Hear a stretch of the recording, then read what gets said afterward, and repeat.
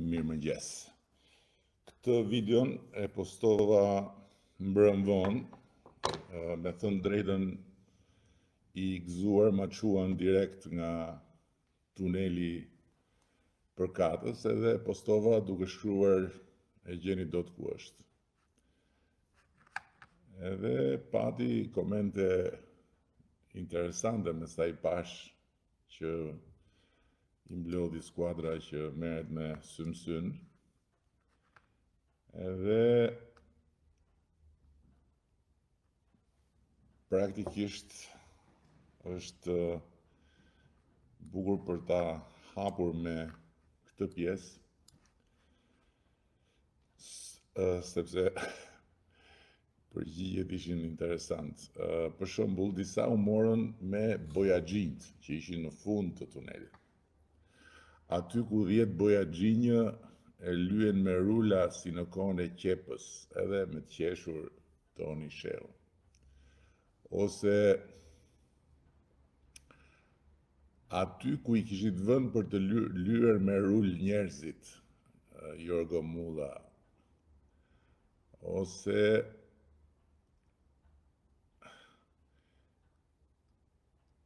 tuneli më I shtrenjtë në tërë globin për metër që lyhet me dorë. Okej, tani ky është tuneli I shumëpritur I Murrizit, tuneli I Murrizit, I cili më në fund u dorëzua mali dhe tuneli do dorëzohet nesër për të gjithë popullin e Dibrës, që mezi e ka pritur nuk e di sa vite, po shumë kanë ikur nga kjo botë pa e parë, po duke e pritur, dhe që mendoj se e plasi syrin e keq. Syri I keq më në fund plasi, se te ai tunel na umblodh gjithë energjia negative edhe geologjia e atij tuneli ishte një tmerr. Kështu që nesër tuneli I Murrizit hapet në 14 mars, përkondë me ditën e verës. Kështu që nesër ditë vere nga Elbasani në Dibër, e në gjithë Shqipërinë patjetër natyrisht, pa harruar Tiranën. Tani një pjesë tjetër e kishin me rregullat e qarkullimit, domethënë nuk e dim ku është ky tunel. Po një gjë bie në sy që makina juaj po bën një shkelje të rëndë të qarkullimit rrugor. Nuk duhet shtet I të fortëve si në Rusi, por I ligjeve si në Europë, se nga aty fillon ndërgjegjësimi, rruga e mbarë dhe qëndrim këndshëm në dërmi, jo mor vlla. Është tuneli I Murrizit, është në Dibër, është lart, rruga e Arbrit, tuneli I Murrizit, dhe jam I bindur që nëse s'ke shkuar dhe provon të shkosh, do zbulosh një copë Shqipërie të mrekullueshme. Çdo copë e Shqipërisë është e mrekullueshme, por ajo që ne kemi bërë gjatë gjithë këtyre viteve është që kemi krijuar mundësi për zbulimin e copave të mrekullueshme deri dje të paarritshme. Në mënyrë normale, se mund të arrijeshin, po me ditë, me mushk, me gomar dhe me furistrad. Kështu që është tuneli I Murrizit e parë. E dyta, se ka akoma për 2 makina të parkuara në krahun tuaj, njëra në drejtim të kundërt, në daljen nga tuneli, as një mas sigurie nga vinçi që po punonte jeta në dorë të Zotit. Tani makina ishte për të bërë një panoram të të gjithës dhe ma quan mua sepse nuk e kam besuar më që kjo punë do mbaroj pa mbaruar. Do me thënë në sensin që pa u mbaruar, thosha s'ka për mbaruar ndonjëherë, sepse disa herë na preu krahët gjeologjia aty, duke nxjerrë probleme të formacioneve gjeologjike, kështu që nuk është në një situatë normale dhe nuk është për në dhërmi, pra nuk është se dje unë po shkoja në dhërmi dhe po kaloja si në Rusi. A më kuptoni? Po më shumë për humor këto se jam pak i mërzitur sot në fakt. Jam i mërzitur se Kujtim Gjuzin e kishin lënë në det hapur.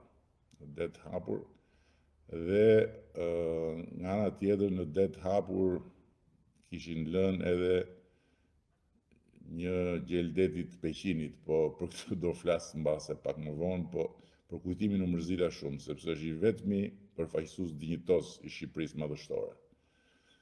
I vetmi. Në qoftë se njeriu mendon për një Shqipëri madhështore, e vetmja gjë që të shkon në mendje është Kujtim Gjuzi. Se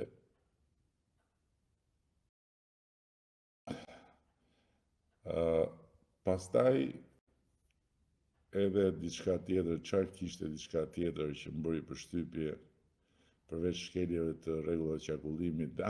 Është edhe kjo tjetra, thash se ajo para të bëja gjin së përgjigja, unë nuk e di domethënë, se çdo me thënë lyen me rula. Bëja gjin po lyen me rula, si duhet lyen? Në çfarë forme duhet lyer tuneli, se nuk e kuptoj. Me se? Me pompë me gëlqere? Apo me inteligjencë artificiale, me robots? Shna gjeti. Ndërkohë që elementi tjetër është lavdi. Enveri shfrytëzonte popullin, ti bëre me lekët e tua, se është dhe kjo e lekëve tua që është shumë interesante, që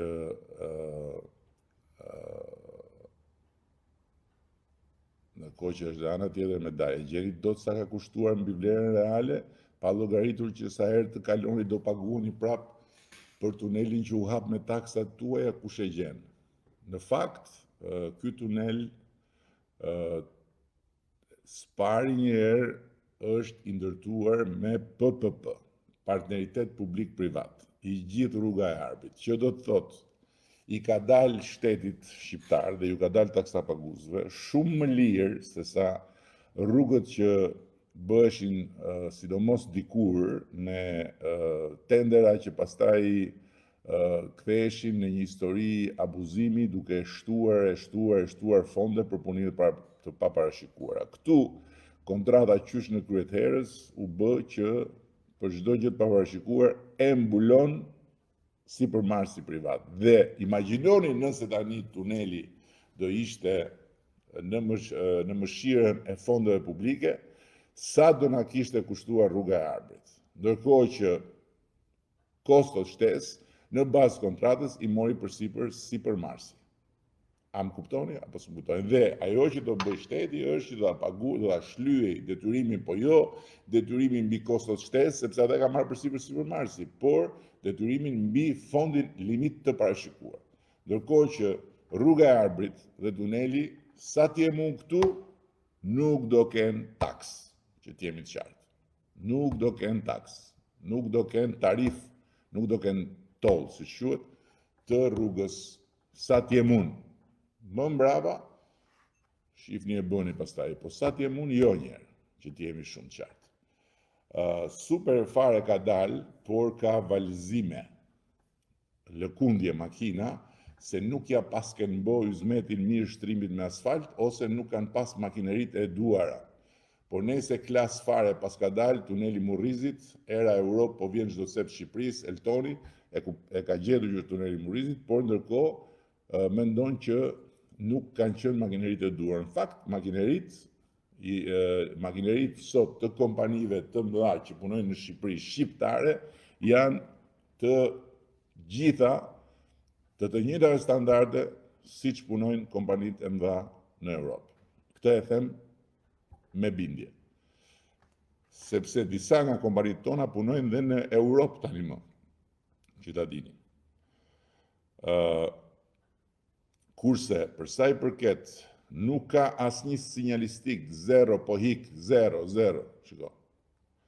E para një nuk di për çfarë sinjalistike e kishe fjalën, e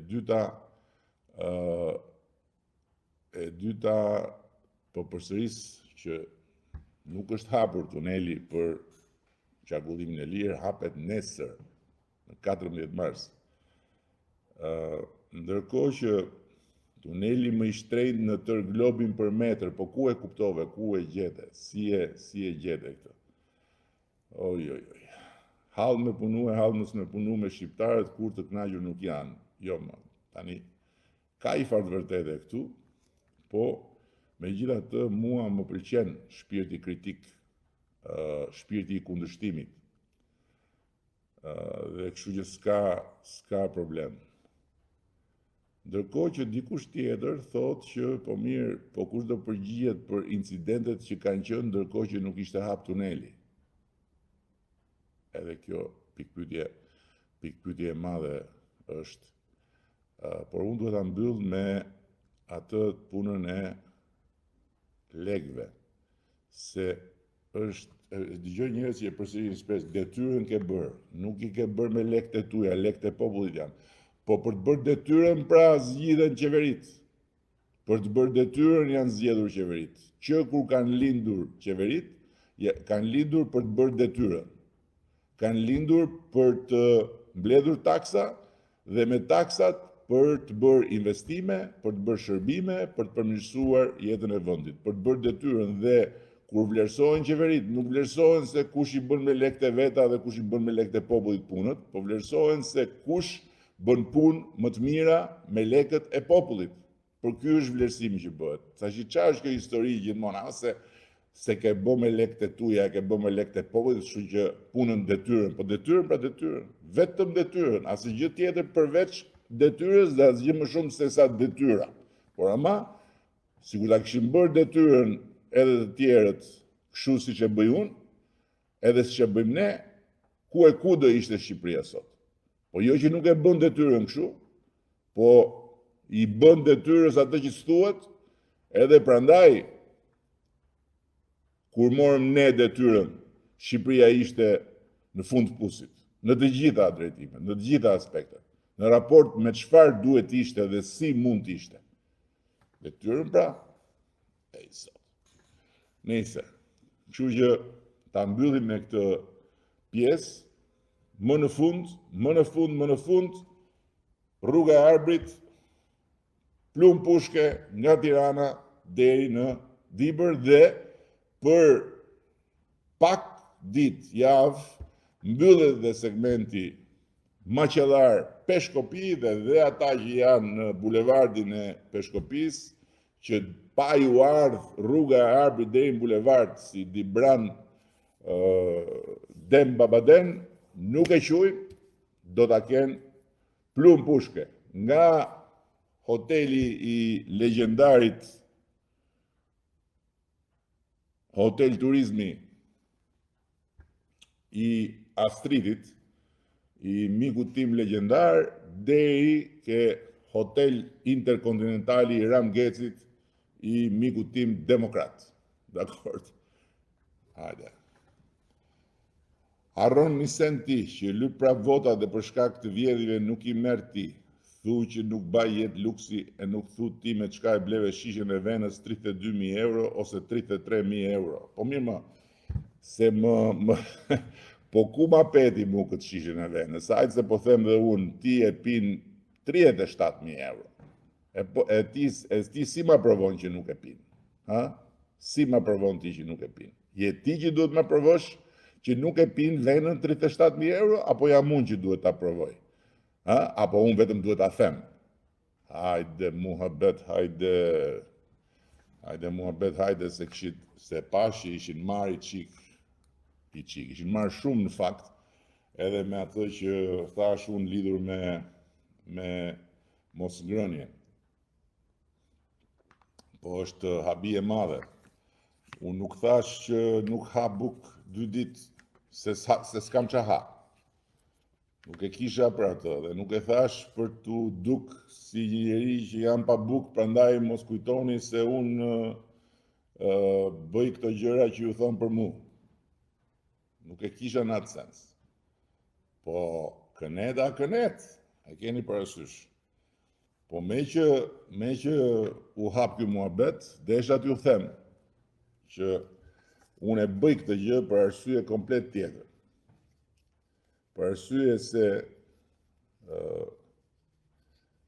agjërimi, jo agjërimi si besimtar, po agjërimi për t'u kujdesur për mendjen në radhë parë. Edhe pastaj edhe për trupin, se mendja shëndosh në trup shëndosh, dhe për të lehtësuar veten nga ngarkesa, është një metodë dem babaden. Nuk është një gjë që lidhet thjesht me besimin apo besimtar. Dhe abstenimi nga ushqimi, duke konsumuar ujë natyrisht, jo si agjërimi domosdoshmërisht agjërimi i besimtarëve, por me konsum ujë dhe çaj ose pije pa kalori, bën që të pastroj, të filloj një pastrim i qelizave dhe të rritet qartësia mendore. E natyrisht, duke u pastruar qelizat edhe duke u rritur dhe qartësia mendore, efekt tjetër është edhe mbajtja në një farë mënyrë në kontroll e peshës. Dakord? Dhe 24 orëshi bëhet dark me dark ose drek me drek. Po, kujt i flasësh, për si të flasësh. 48 orëshi është akoma më i mirë, sepse thellon pastrimin, autofagin që quhet, që është ngrënia vetes, pra fut trupin në një punë në të kundërt, trupi nuk kërkon të marrë nga jashtë, ose më saktë kërkon të marrë nga jashtë, por nuk i vjen gjë nga jashtë, dhe prandaj fillon dhe ha veten në thonjza, ose përkthimi domethënë brutal i autofagisë, dhe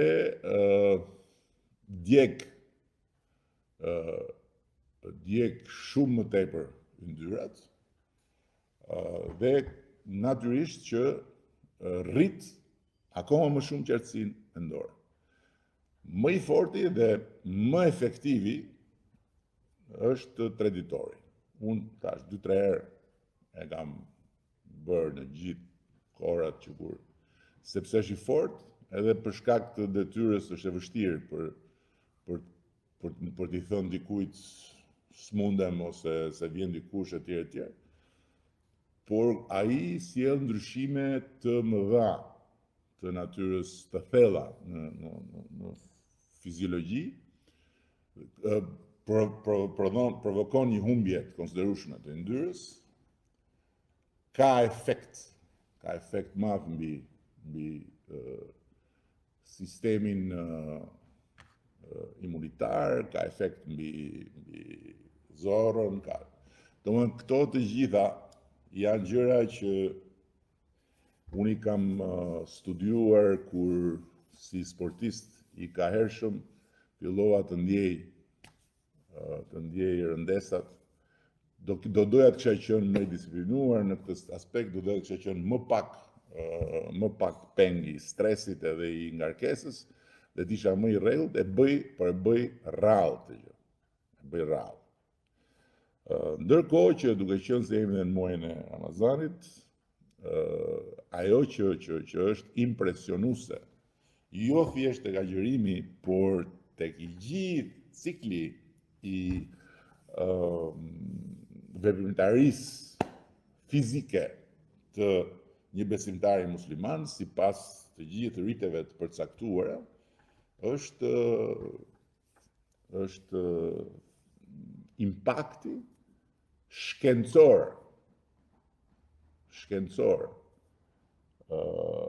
mbi organizmin dhe mbi mendjen.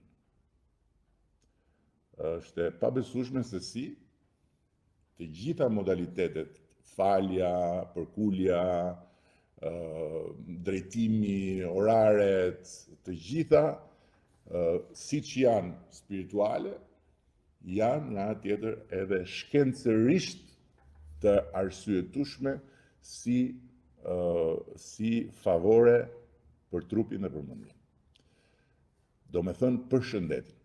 Janë të gjitha shëndet plota. Po kjo është temë tjetër. Ndërkohë që një pjesë tjetër e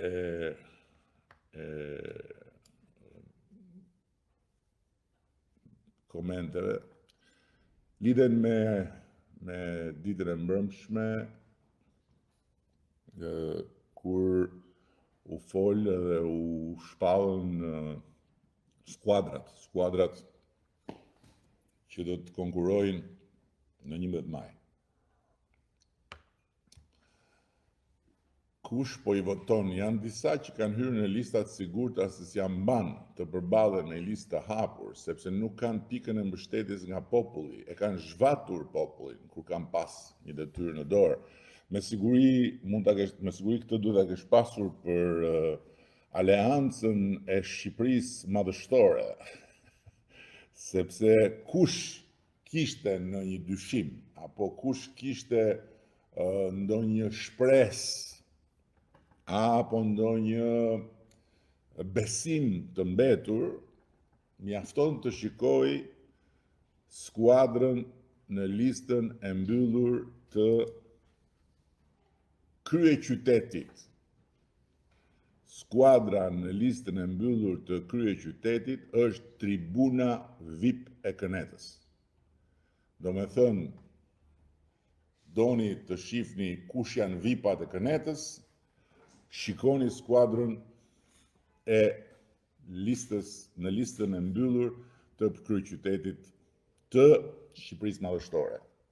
Ku mungon kujtim gjuzi,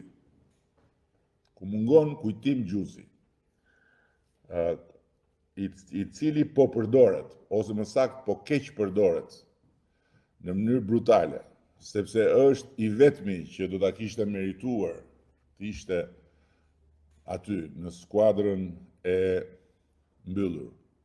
Për atë nivel që ka Këneta, me ato mustaqe që ka kujtimi, absolutisht e meriton. Ndërkohë që Dash Sula, i madhi Dash Sula, që nuk ka lënë gjë pa bërë për ta kap një vend në tribunën VIP, u la jashtë. U la në det të hapur. Dhe me sa unë mora vesh, u arratis, sepse nuk e përballoi dot këtë poshtrim që i bëri Këneta dhe vazhdon të besoj ama që Shqipëria bëhet. Dash Sula u fut te Shqipëria bëhet. Por në fund të ditës, Dash Sula thuaj çfarë duash, po është gjeldeti i peqinit dhe nuk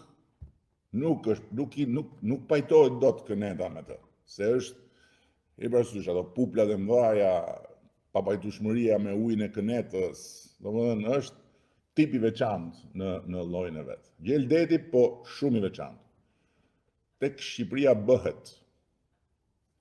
Vazhdon pra o me Shqipëri madhështore, o me Shqipërinë bëhet, pra gjërat mëdha shumë në horizontin e mbyllur. Tani, për të ardhur tek gjërat serioze, se këto janë gjëra jo serioze. Dhe për këtë arsye është e vështirë të jesh serioz kur t'jesh shumë serioz se kur komenton dhe kur flet. Dhe nuk është puna e sharjes, se këto nuk janë shara, këto janë mënyra për të thënë se me cilët kemi të bëjmë. Mënyra për të thënë se me cilët kemi të bëjmë. Skuadra jonë kombëtare është diçka krejt tjetër. Është diçka krejt tjetër e ndërtuar me shumë kujdes, duke nisur qysh nga viti shkuar në shtator, kur kemi vendosur drejtuesit politik, ne kështu e kemi sistemin, drejtuesit politik të qarqeve fillojnë dhe bëjnë të gjithë punën studimore, dhe kur them studimore, të territorit, të potencialeve dhe bashkëpunojnë me komunitetet, me partinë, me aktor dhe faktor të shoqërisë për të kuptuar se cilët dhe cilat janë kandidatë dhe kandidatet më të përshtatshme dhe të mundshme. Dhe fillojnë ndërtojnë komunikime, sepse jo të gjithë ata që janë kontaktuar kanë pranuar të futen politik.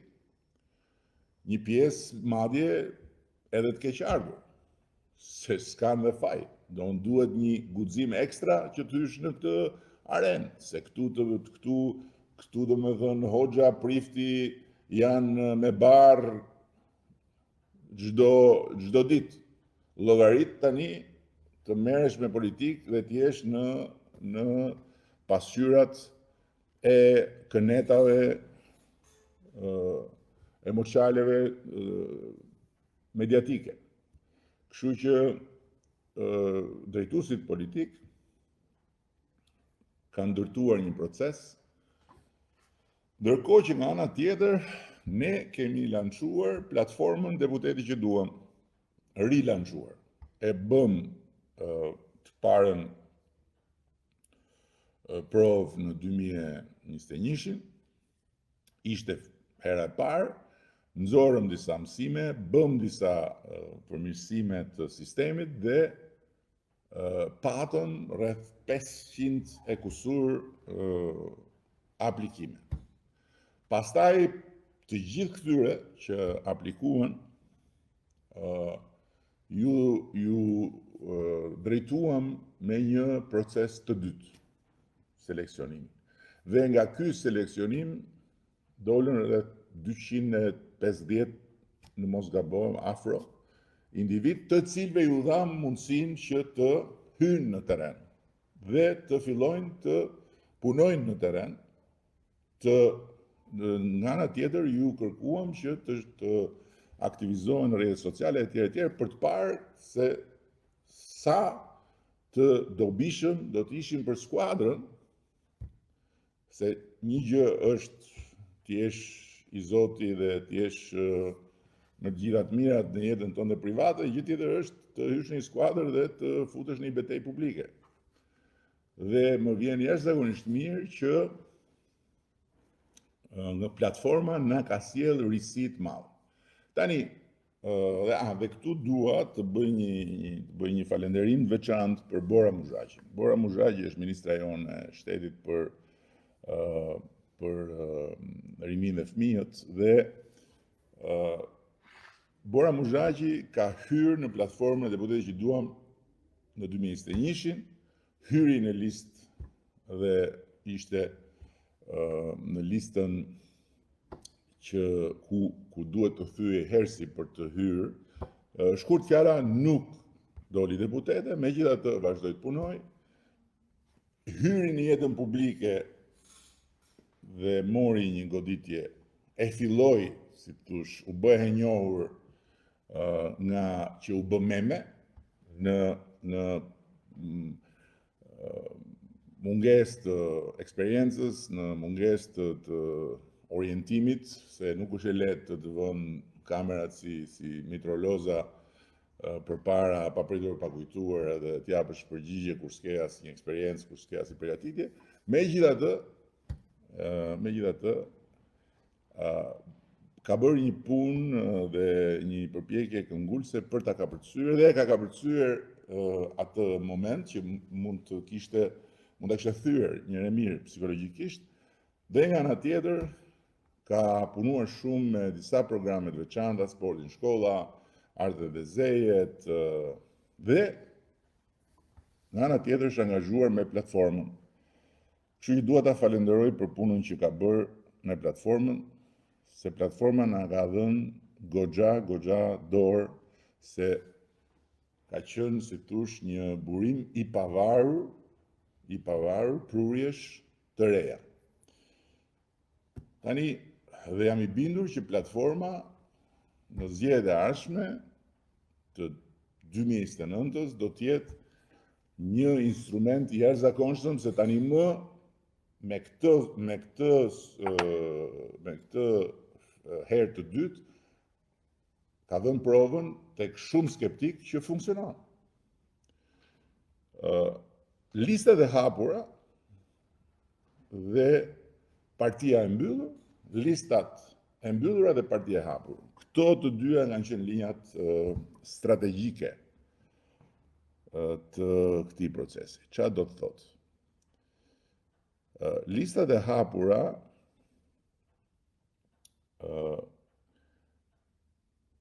dhe partia e mbyllur do të thotë që në kushtet kur të gjitha përpjekjet për të hapur partinë bëjnë një efekt relativ dhe konsumi i energjisë dhe konsumi i kohës që partia të hapet, që në të gjithë territorin të ketë një gatishmëri të veçantë ndaj atyre që duan të bëhen pjesë e saj, është i jashtëzakonshëm dhe rezultati është shpeshherë më pak se sa i zakonshëm, pra mediokër. Pse? Sepse ka gjithmonë një tendencë mbyllëse. Dhe listat e mbyllura dhe partia e hapur do të thotë që ne i kemi shfrytzuar listat e mbyllura për të hapur partinë. Pra në një farë mënyre për ta bërë hapjen brutale. Brutale në sensin që nëse kapacitetet e brendshme në territor, nga i pamja e qasjes organizative, janë të tilla që e pengojnë hapjen, atëherë ne duhet ta imponojmë në një moment kyç. Dhe ta imponojmë duke i dhënë mundësi të rinjve, duke i dhënë mundësi të rejave, që përndryshe nuk do hynin dot. Dhe këtu kam dy shembuj. Ka shumë shembuj, por kam marrë dy për Neo Malsoria, Mariana. Neo Malsoria unë e kam njohur sepse kam pasur stuar në podcast. Ajo është një vajzë e cila ka lindur dhe shritur në një vend periferik në malsinë e Dukagjinit dhe vetë pa asnjë dorë, pa asnjë krah, pa asnjë mbështetje, vetë me guxim, me ambicje e ka të jashtëzakonshme, i lexohet në sy, ka marrë rrugët e botës dhe ka studiuar shkenca politike. Pastaj është kthyer dhe ka rishkuar atje, tek ai vendi vet atje, që unë akoma nuk e kam vizituar atje. Dhe një shtëpi të varfër e ka kthyer në një destinacion turistik të jashtëzakonshëm. Dhe është bërë simbol i Shqipërisë turistike, duke sjell atje të huajt dhe duke eksportuar praktikisht produktin e natyrës, e mikpritjes, e gjithçkaje që përndryshe do të mbetej diçka e pazbuluar dhe e pashfrytzuar.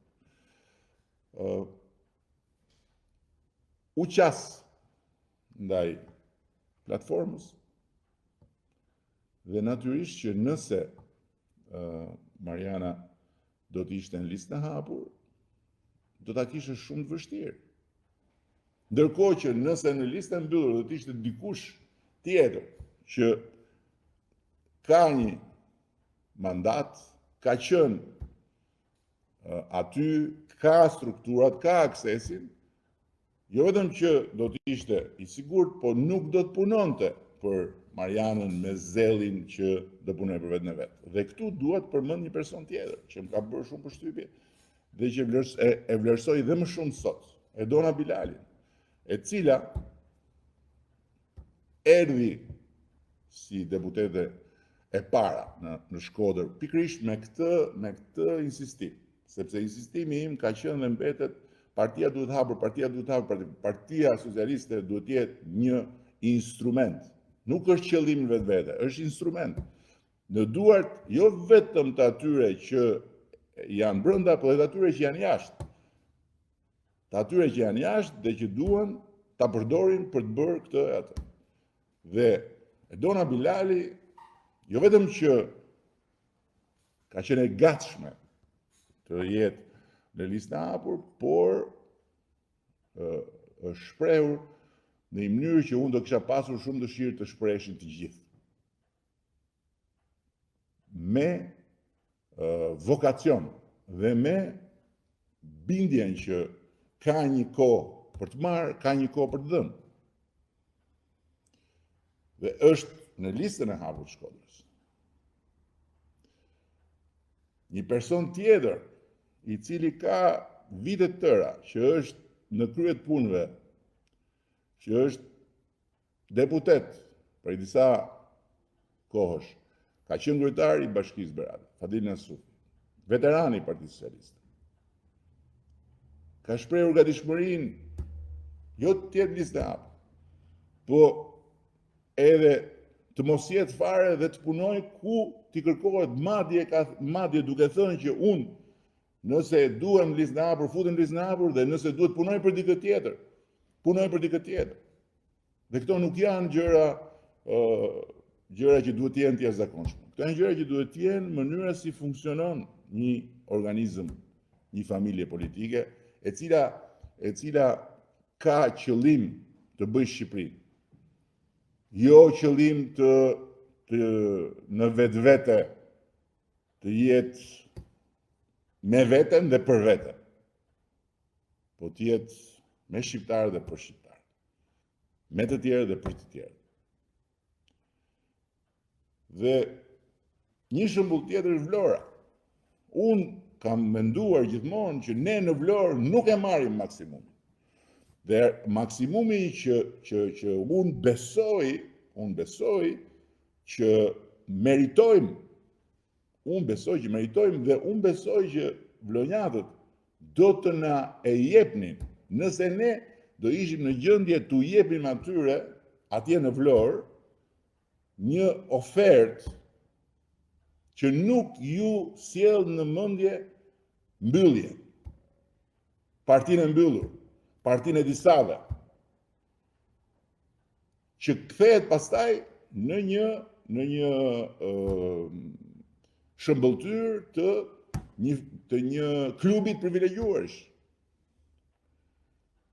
Dhe prandaj në Vlorë kemi përmbysur komplet listën që kishte. Por t'ju dhënë një ofertë shumë më komplekse dhe shumë më të prekshme, dhe njëkohësisht për të dhënë mesazh që kjo parti nuk është e jona, po është edhe juaj. Dhe në Vlorë, kontrapunkti tjetër, domethënë një tjetër shëmbëltyr e kësaj përpjekje që lista e mbyllur të jetë instrument i partisë hapur dhe partia vetë jetë instrument përtej vetes dhe t'u jap të tjerëve mundësinë ta përdorin si instrument, është Eriona Ismaili. Eriona Ismaili është një vajzë me cilën unë jam njohur në një konflikt. Konflikt në telefon. Bam dhe bum, kur u përmbyt Vlora. Kishte një ankesë, unë si zakonisht i dash një përgjigja si pëlqeu, filloi bababam, folëm në telefon me gishta në vesh, një kokë shkëmb. Unë nuk e kam më pak shkëmbore kokën dhe u përplasëm. Por më bëri shumë përshtypje. Sepse nuk jo se sipas meje ishte drejt, por sepse mënyra se si fliste nuk ishte një person që ankoi në mënyrë banale për diçka atje, por ishte një person që dukej që kishte një angazhim. Dhe pastaj u interesova, kuptoj kush është ky njeri. Dhe kuptova që ishte një person i angazhuar me shoqërinë civile, që punonte me një projekt zviceran etj. Dhe kështu i dash një indikacion që shikojeni këtë profil. Tani çfarë pashun? Pashi nuk kishte dëshirë për ta parë këtë njeri. Nuk kishte dëshirë. Jo po është e çmendur, jo po këtu, jo po aty. Dhe pse ishte e çmendur? Sepse me siguri, nuk e diskutoj fare, këtë gjë që bëri me mua e bënte për gjëra që i beson. E pra, këta njerëz të cilët e besojnë që gjërat mund të bëhen më mirë, të cilët nuk janë në kundërshti negative kënetore. Nuk janë kënet, nuk janë njerëz që shajnë si tifoz sepse duan pushtetin për disa të tjas për veten e vet, jo. Se unë nuk e kuptoj çfarë do me thënë, realisht nuk e kuptoj, po është pjesë e qenit të politikës, nuk e kuptoj çfarë do me thënë kur dikush thot nuk iku mi marr pare ti mi punu se i ke harxhu turpi madh, mundesh me gjujt, çdo akuz poshtë, po mos e mohoj që ke vjedh, e ne kena me të rëzu, këto pashk meta i këtu. Këto unë nuk i kuptoj. Se pashku është një njeri i zakonshëm. Ka binet e veta legjitime. Nuk i pëlqen ose nuk e do hiç me pa me sy Partinë Socialiste dhe mua, shumë okej. Por ky lloj mlefi është mlef tifozësh që nuk shohin përtej ngjyrës fanelës, dhe por që në këtë rast harroj që këtu s'bëhet fjalë për skuadrën e futbollit. Këtu bëhet fjalë për diçka shumë më të madhe se kaq. Dhe me pyet Pashkun, Pashk, ti e don një pasaport që kur të shkosh jashtë shtetit, kur të shkosh në Itali, kur të zbresësh në Gjermani, kur të zbresësh në Francë, e ku do qoftë, në Greqi, ty mos të ton kalok ne ka i koridori tjetër dhe maj radhën një herë, ndërkohë që shef ca tjerë që futen edhe ikin drejt. E do ti i pasaport që t'ikësh me këta tjerë? Do me thëmë me këta europianët, ke pa aty Pashk kur hynë në një aeroport? Bashkimi Evropian, qytetarët e Bashkimit Evropian, qytetarë të tjerë, pra dora parë dhe dora dytë. Dhe zotrote, zotnia juj, bashkë me gjithë të tjerët, dhe me mu kur sisha në këtë detyrë, dhe unë prandaj jam këtë detyrë, se nuk du që asnjë shqiptar të vazhdoj të hy në atë korridorin tjetër, si që kam hy unë derisa erdha në këtë detyrë, dhe nuk du që kur të lej këtë detyrë të hy prapë ka i korridori tjetër. A më kupton ti?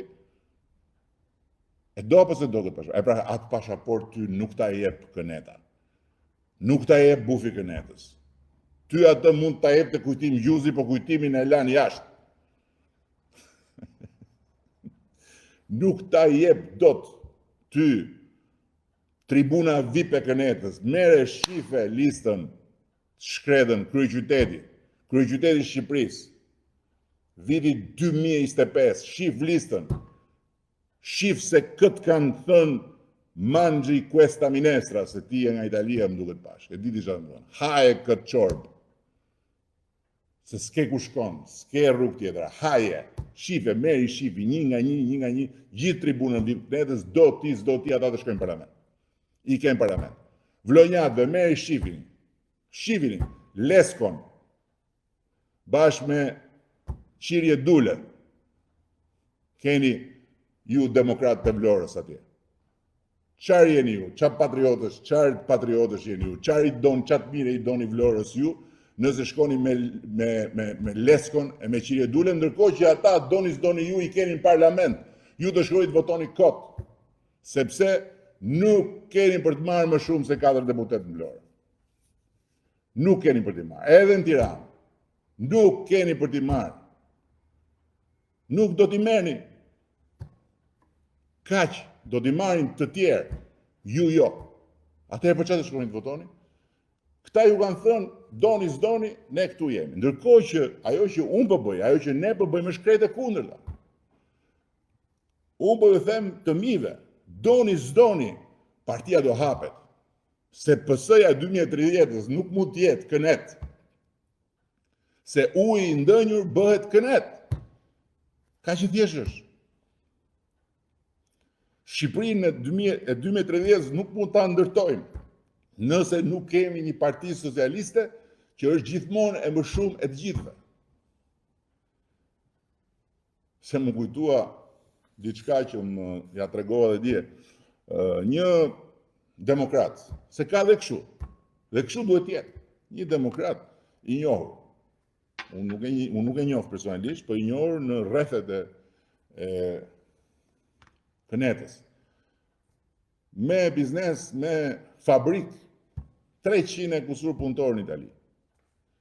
Edhe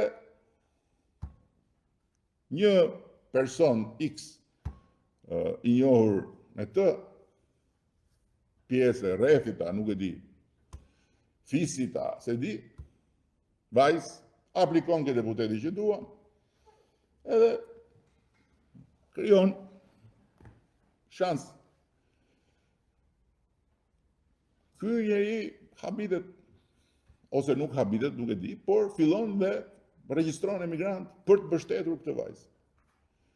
Ndërkohë që ai s'kishte lidhje fare me partinë tonë. Lidhjet gjitha kishte me partinë tjetër. Komunikime ku ishte u marrë me regjistrime, po regjistroj, dhe kur fillon këta duke dalë mas pilafit, se këta dolën diasporë kur punët ishin marru. Po nuk ka rëndësi, do e shohim me 11 maj. I shkojnë, i thonë, Rena, epi që ka do listë, që listë?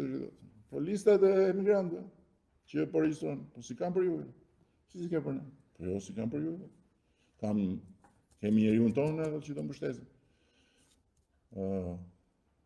Si më qa njeriu ku? Jo, me Partinë Socialiste. Me Partinë Socialiste, po ti e me Partinë Demokratike. Unë me Partinë Demokratike jam e ta, po unë s'du bufjen e Kënetës. Unë s'jam me Partinë Socialiste, po duhet i ramë. Kështu që kështu duhet jetë. Kështu duhet jetë. Alban Zeneli, në Kukës, Alban Zeneli ka qenë deputet i Partisë Demokratike. Ai Partinë Demokratike do, me qef. Po, nga ana tjetër, s'do bufin, edhe s'do tribunën VIP të Kënetës. Kështu që ka hapësirën të jetë këtu. Welcome. Kemi në Tiranë disa. Kemi dekanën e fakultetit ekonomik të Vlorës, në listën e mbyllur, ka qenë në çadër zonja, pedagoge, ka qenë këtu poshtë, kërkonte rritje të pagave për pedagogët edhe sot është në listën e mbyllur. Dje ishte, deri dje në 2017 në sa i bie, kur ka qenë se u lull, kur ka qenë në Allah. Kur? 2037, jo, në 2017 më duhet zga që. Në 2017 ishte këtu se mendonte që unë duhet ikja. Tani mendon që unë duhet ri. Welcome. Goxha zonjë, dekane,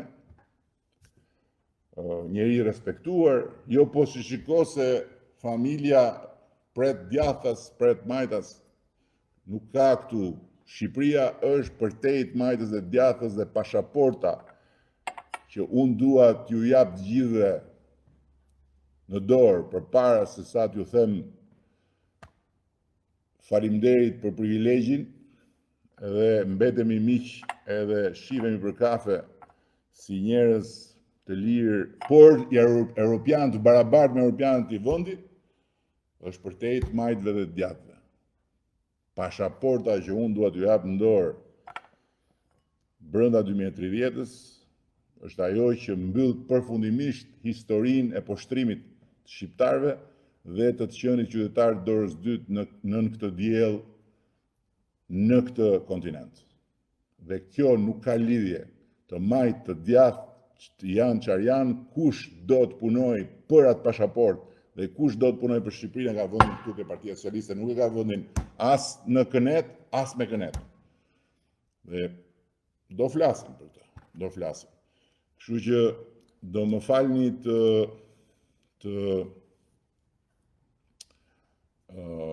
largohem duke ju thënë që presim sot komisioneren për zgjerimin e Bashkimit Evropian Marta Kos, një zonjë slovene, dashamirëse jashtëzakonshme dhe shumë e përkushtuar për të mbyllur negociatat me Shqipërinë brenda vitit 2027.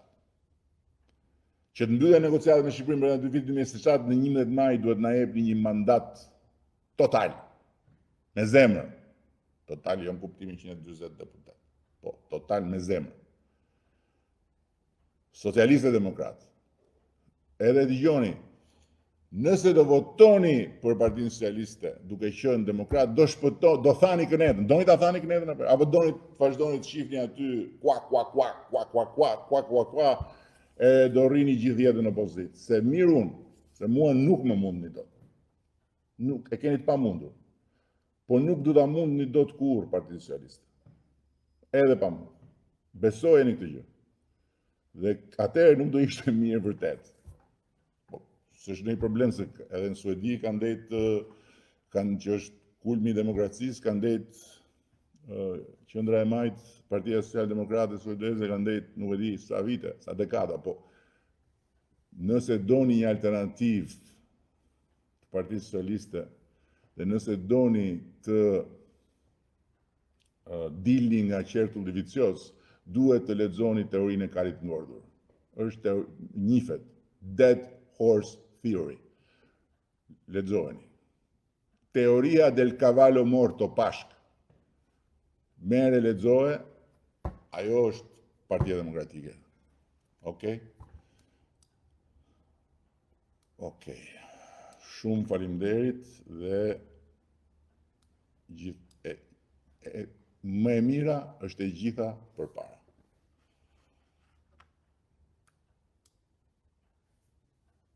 Insta